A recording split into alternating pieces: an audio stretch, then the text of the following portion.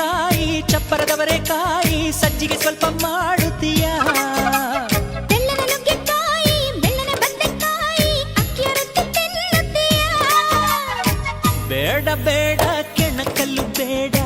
ತೊಂದ್ರೆಯಾದ್ರೆ ನಿಂದಿಸಬೇಡ ಮೆಚ್ಚಿಕೊಂಡ ಗಂಡೆ ನಿನ್ನ ತೊಂದ್ರೆ ನಂಗೆ ತುಂಬಾ ಚೆನ್ನ